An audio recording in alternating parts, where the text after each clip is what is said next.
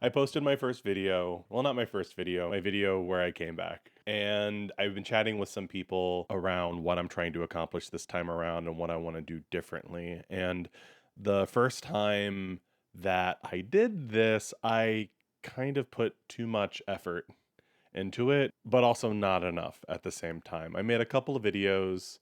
I experimented a bit, but I also spent a lot of time trying to perfect those videos, and I just wasn't good enough at making videos to perfect them. So I got really lost in the weeds on it and I wasn't creating enough. And I placed too much expectations on those videos, wanting to see how well they did, wanted people to like them. I watched them back and I would be critical of them. And there's just, I kind of got into this whole glut of being like, you know what, maybe this isn't right for me. But in time, I also looked back and I think I was giving advice to another friend who was wanting to do YouTube. And I'm telling this person advice that I didn't take myself, and I should know better. I've been managing and coaching creatives for over a decade. This should be in my DNA on how to succeed creatively, which is kind of brought me to this idea of talking about the creative process a bit more, while also being a little bit more freeform. I have been watching a lot of YouTube and I have been really appreciating creators that are a little bit more raw and unfiltered and they don't fit the formula. I feel like that's a good place to start because it's going to allow me to find my own formula, you know? And so I want to spend some time just talking and sharing some ideas and not necessarily trying to chase a meta. And so what I'm doing right now is this kind of first concept that I want to talk about, which is giving yourself permission to have an ugly phase, giving yourself permission to finish something that's not perfect and accept it for what it is. This is a really critical part of being a creative and just learning new things. I want to tell a story. So I've often found as a creative, there are certain things that people say to you, certain guidance you get from mentors that really stick with you. And when I look back on my career and my evolution as a creative, I really like sharing those things because I would like to imagine if this came up time and time and time again for me, if I give this advice to other people, perhaps that same thing might happen to them. So I always try to think about the things that I was told that had the biggest impact on me. And this is a big one. And this was very early on. We're going to rewind back to when I was in art school. So I was a fine arts major and I focused a bit on sculpture and digital. It was kind of a mix. And I was taking a figurative sculpture class. And the professor was a really great professor. She was the head of the art department.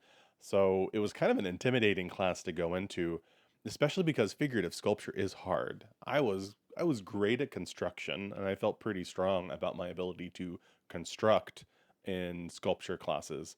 But figurative sculpture and working with clay and working with organic forms and avoiding that uncanny valley that happens when you try to do people is really difficult.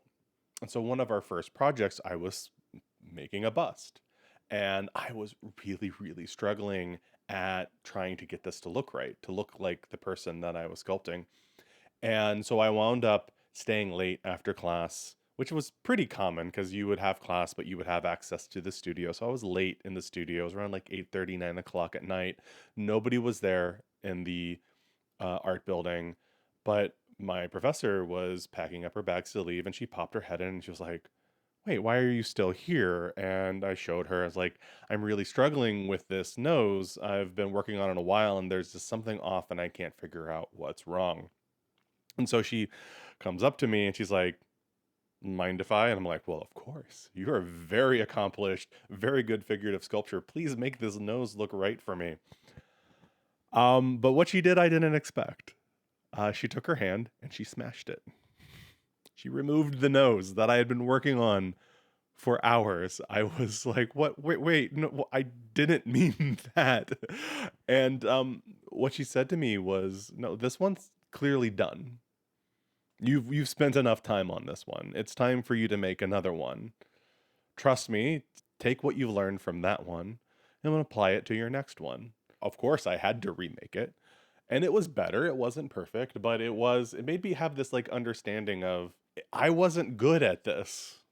But that's okay. Nobody's good at things when they first start out, right? And you can place expectations on yourself to think that you should be able to get it perfect, but in reality, you're going to need to finish tens or hundreds of things before you can really perfect something.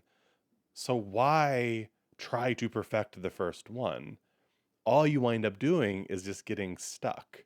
You might get frustrated, you might give up, or worse, you might just think that this horrible thing you're creating is absolutely amazing. And neither of those approaches are great, because what you really want to do is accept the fact that what you're doing is not perfect and allow yourself to learn from it and open yourself up to criticism and feedback and opportunities for growth.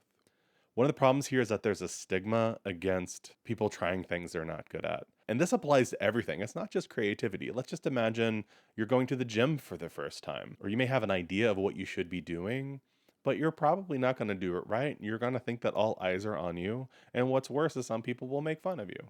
Well, those people had that same phase. So it's important to normalize having an ugly phase. All of us creatives will often go back and look at some of the first things we've made and see how cringy they are, how terrible they are, and that's all part of the process. And so you should celebrate that and be open to that, because that's what you need to do to become successful as a creator. So how this applies to me today, I'm going to try to take my own advice.